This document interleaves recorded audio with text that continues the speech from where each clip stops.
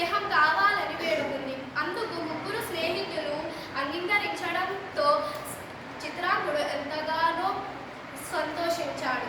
ఒకరోజు రాత్రి రాగా మెదకు వెళ్ళిన జింక రాకపోవడం వల్ల ఎలుక తాబేలు కాకి ఎంతగానో కంగారు పడ్డారు.